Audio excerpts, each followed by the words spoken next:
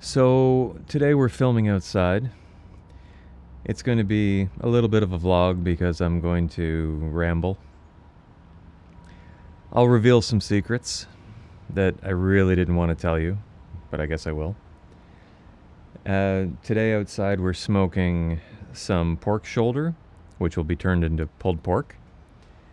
I just have to see if I have rib rub to put on them. So let's run that little segment.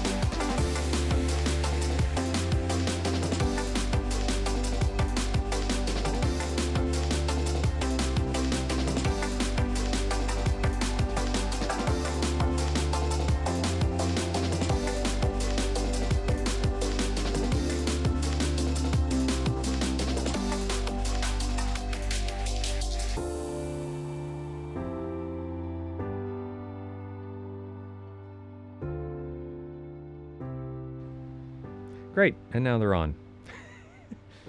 Oh, magic of Hollywood, I say. Okay. So, as far as my first book, and let's discuss how long it took to do the draft, because I wasn't recording videos when I started that. Also, it's a little bit windy out here, so this mic that I borrowed, I needed to use it because it's got the dead cat on it, which hopefully removes all of the wind noise. We'll see in editing. And I'm recording it to system sound with a Tascam DR70D via XLR. So, whatever, technical nonsense. Doesn't matter.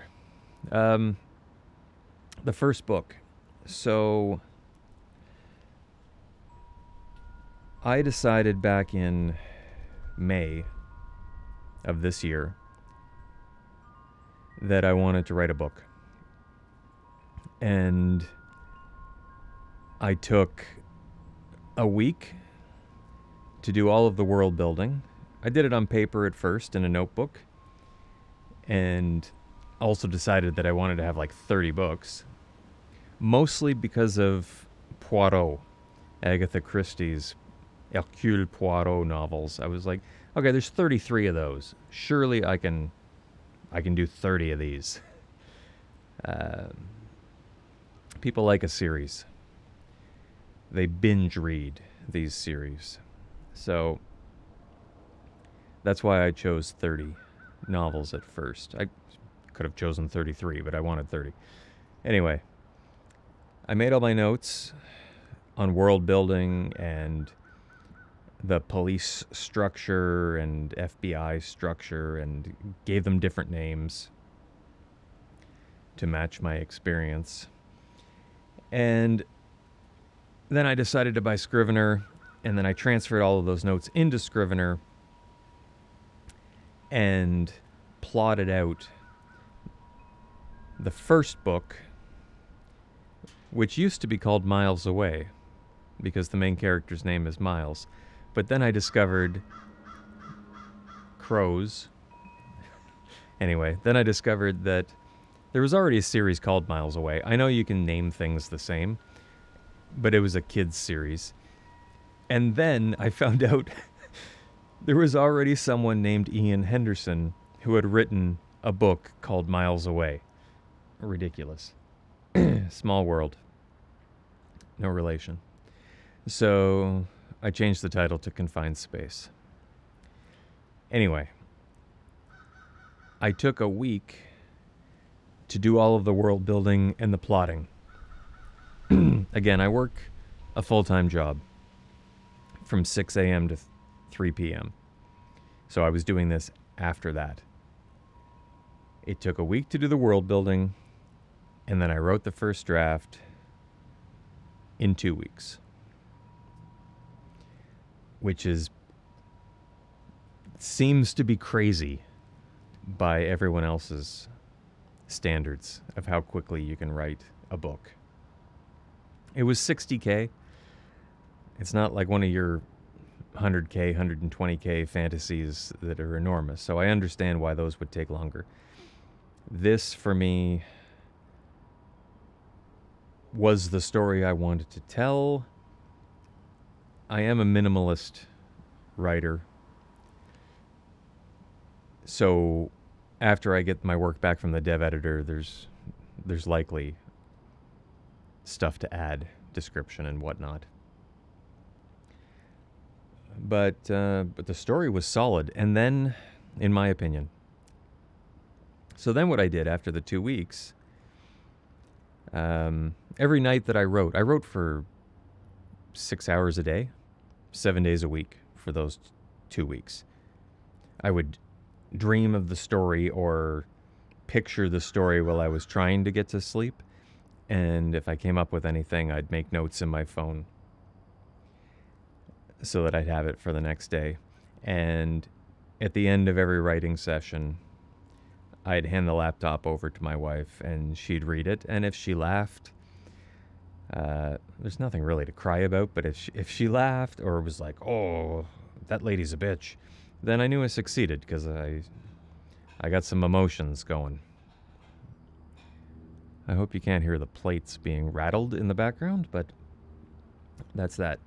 So what I did after the 2 weeks, I was like, okay, that's done, which is not what you're supposed to do. I sent it off to beta readers, like 10 of them. The colleagues, people I knew, one person in the family. I was like, look, there's going to be typos. There might be some odd grammatical things, but really what I'm looking for is, what do you think of the plot? What do you think of the motives? This is a murder mystery, sci-fi. Does anything feel like filler? Are there any areas that you feel need improvement or like fleshing out? And like, what did you think of the characters? That's what I asked. Oh, we got some wind. Hold on. Might have to do some jump cuts in this. I hate jump cuts. Anyway, so then I started getting the beta feedback. My brother, who should probably be a dev editor, but he's a computer programmer, he sent back roughly 34 pages of notes. And it was what he thought while he was reading. So some of them were notes for improving the story, and some of them were just, if it's this guy, I'm gonna plots, because, you know, stuff like that. So all the betas that I had come back in, I incorporated all of their notes into the story, which honestly didn't take that long either. Maybe that took a couple of days. I hope the wind isn't ruining this. Let's just hold on for a sec. Whenever you hear the wind chimes, the wind is coming up.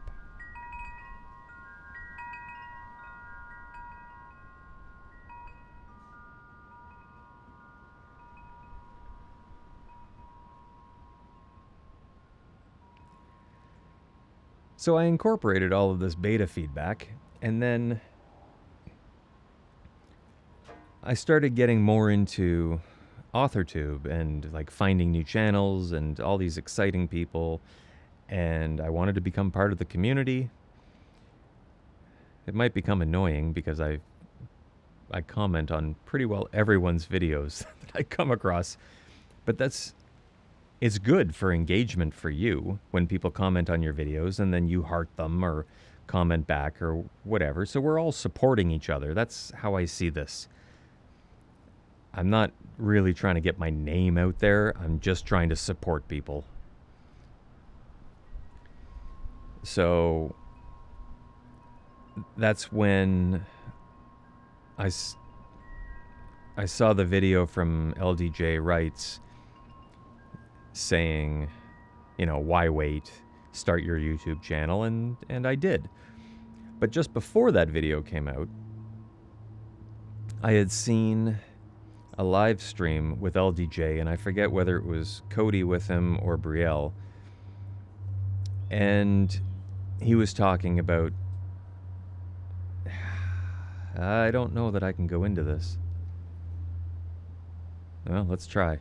He was talking about how he wasn't really an investigator, but he's writing this investigator novel. And so,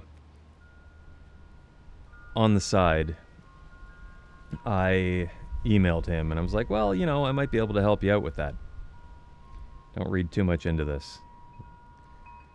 I'll tell you why later. And so we started talking, which is great. So LDJ, Larry, actually became a critique partner. So I sent him my manuscript, he sent me his, and we've just been going back and forth a little bit on that. And now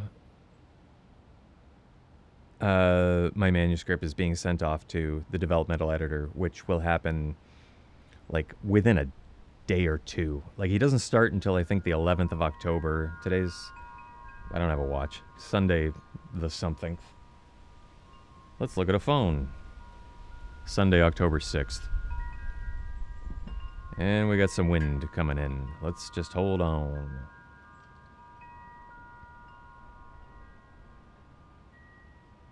So the manuscript has to be sent off to the dev editor before the 11th because the word count has changed a little bit, and he's got to redo the quote to account for the new word count. And then after I get it back from him, I can incorporate whatever Larry has said, and there's some other outstanding beta readers who I know are actually reading it because they've contacted me recently saying, you know, sorry, summer was busy. Cool. So I'll incorporate all of the feedback, and then I gotta go find another editor, or the same one. I mean, if I like them a lot, maybe I'll use the same one. But I have to find another editor for the copy editing, and then another one for the proofread. Probably a different one for the proofread. So this will end up costing a ridiculous amount of money altogether. Like, I don't know, let's say $6,000 Canadian altogether.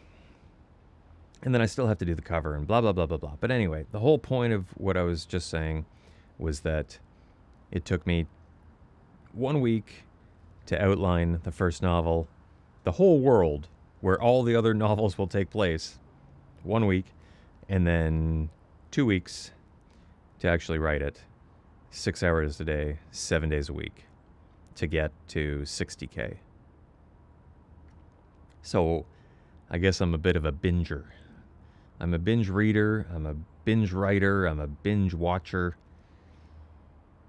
So there you have it. There's a secret I wasn't really going to tell you because everyone else is talking about how it takes them months and months and months and years to develop their stories, and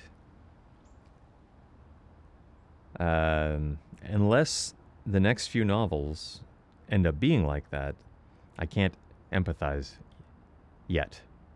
But I may. We'll see. Maybe I just had this one in me that was quick, and the rest of them will be like pulling teeth. We'll see. Let's talk about Limbo. Being in limbo. Because I actually kind of finished my book. Oh, here comes the wind. Because I sort of finished my book after 2 weeks, and I know you'll argue a first draft is not finished.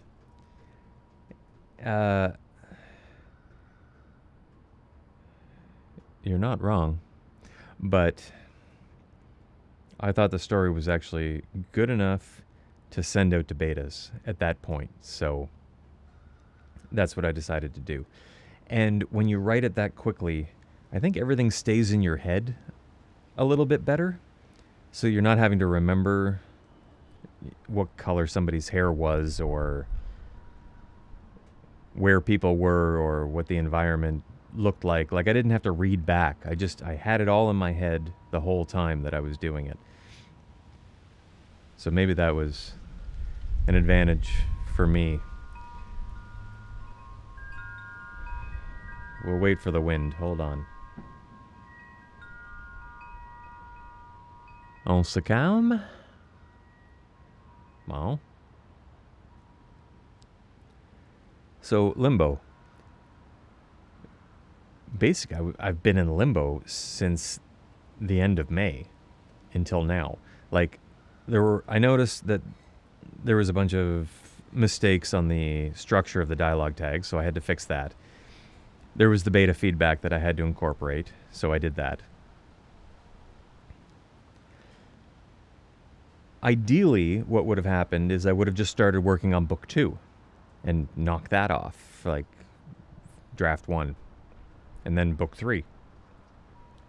But because I've never written a novel before, I didn't know if what I had written was any good. And I've said this in other videos, but I didn't know if it was any good.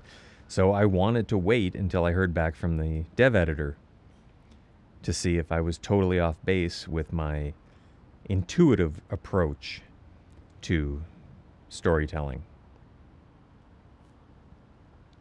So I'm still waiting for that. I mean, that won't be ready till the end of, well, technically the 17th of October, I guess. So that's when I'll hear back there. I mean, the betas, great. They actually loved it. But to me, the word of either a critique partner, someone who's a writer as well, or an editor who's done hundreds of books and knows what they should sound like, those are very valuable. Ultimately, though, it's important that the reader likes it, and that's where the beta readers come in. So I think I have something okay, but I'm waiting to hear back from the dev editor. So I've kind of been in limbo this whole time, which is depressing because I don't want to start up another book and do it incorrectly again. I'd rather learn from whatever mistakes I made in the first book and incorporate the teachings into the second and third and fourth and fifth and sixth and all the way up to 30, which then spawns another series, which I'll go into some other time. This entire book series is actually Act 1 for a different series, which is, you know, go big or go home. So I've been in a bit of a limbo, which is depressing. I don't idle well. I've participated in, God, so many writing sprints. But a lot of them, it was either working on those dialogue tags or like sitting out here smoking meat and like making notes in my phone about other books and the character arcs, because my character arcs don't finish in book 1. They start, one or two of them go to book 6, and another one starts in book 3, and it's all this thing, man. It's this huge web of craziness that, again, I'll try to explain in a video. We'll have to do some whiteboard thing again. Okay, that's it for Limbo. Let's move on to goals. Or, yeah, let's move on to goals. So my goals for the rest of 2024 is to, once I receive the feedback from the dev editor, and my critique partner, who has yet to finish off giving me his notes. And there's one or two more betas that haven't gotten back to me yet, but I know are reading it because they told me recently. So that'll be near the end of October. Let's say by the end of October, I hope to have incorporated or made adjustments or whatever, all of the feedback that I've received on the book. We'll make the cover. I'll do a video for that. And then I have to find some editors to do the copy editing or line editing and the proofread. And then we'll go find somebody to do the audiobook on ACX. So we'll figure that part out. And then at some point in all of that, in November, November and December, I mean, they're busy months, but let's see if I can do book 2. Let's see if I can sit down for 2 weeks, 6, 9 hours a day, whatever, and knock out book 2. I already know what it is. It's on a farm band, which this is sci-fi. So they've got these bands in space that rotate for gravity, centripetal force. And I had to figure out where the soil was coming from, so I think I've worked that out. And there's an artificial sun in the center. And there's a couple murders that take place there. And our guys have to go in and investigate. Main character is Emile Miles Lessard. He's the IIC, which is investigator in charge. And then we have Tanner Lynch, who's the deputy IIC. And we have Candace Tomkin, who is an investigator. She's not a trainee or a senior or deputy or IIC. She's just a normal investigator. And then we have Zach Groom, who is a bit of a mystery, but he's the trainee investigator.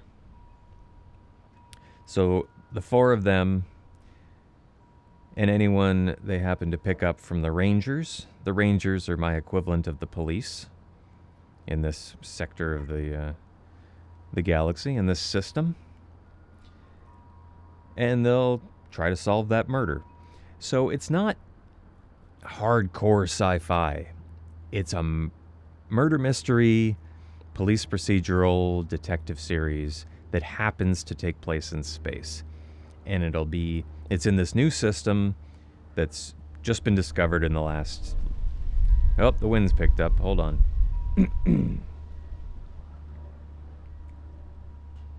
It's in this new system that's just been discovered in the last 50 years. They managed to get out this far. They've already discovered 4 other systems. And people are building it up, and there's research being done, and habitats being built, and blah, blah, blah, all this infrastructure going in, and there are some murders that are taking place. There's also something called VERT, which is a virtual reality interface. Because everyone lives in very small quarters, most of them, when they're not working, or even if they are working and doing it remotely, they're in these suits and experiencing life. Not life, they're experiencing entertainment. Could be life, could be meditation, sexual congress. They're experiencing these things in virtual reality. It's sort of Louis XIV. If you keep people distracted, they won't rebel. So, anyway. what was I even talking about? Am I talking about goals or am I talking about Limbo still? I think we were talking about goals, right. So I'd try to knock out? Right? I will try to write book 2 sometime before the end of the year. I know there's this whole nano and alternatives thing that goes on in November, but if I can't actually afford in my time to dedicate the 2 weeks I want to binge write in November, then it'll be in December, and it's just tough. Like I don't need to participate in these things in order to achieve what I need to achieve. I'll just do it because it needs to be done. And then goals for the new year, well, we'll just see. As far as the release schedule goes for the books, the plan is to have 3 of them written, edited, ready to go, covers, audiobooks. Have 3, and then release book 1. Probably for a stupidly small amount of money, like 99 cents, maybe free. I don't know. I mean, I don't have control over the print. I'd have to cover my costs on the print. But for the Kindle Unlimited, Kindle Unlimited would be free because it's subscription. But the Kindle ebooks, audiobooks, I don't think you have control over the amount of money that's charged for them. I think it's based off the length. So I might not have control there. But we'll try to do it as cheaply as possible. And then maybe a month or 2 later, the assumption being that a person has had time to read through the first book, we'll drop book 2. And book 2 would be at a regular price. And then a couple months later, we drop book 3, and then hopefully I would have done everything for book 4, and we get into this schedule of releases. That's the idea, so that people who binge these crime novels get their fill. And there's a regular publishing of this series. That's my goal. We'll see if any of this comes to fruition, but that's the goal. Okay, I have 6 more hours to spend smoking this pork shoulder. And I'm going to do that without a camera on me, just 'cause. But I appreciate you listening. I really appreciate the 3 new subscribers that I got. I did have 1 drop off, but I think that was from before I started AuthorTube, and they suddenly must have realized that I was doing something that they weren't interested in at all. So, fair dues. Sorry to see you go, but fair dues. So yeah, if you're watching this video and you haven't subscribed yet, I would really appreciate it. And if I end up getting a notification of your name when you subscribe, and I don't always, then I'd happily follow you back or subscribe back, and we can support each other in this journey.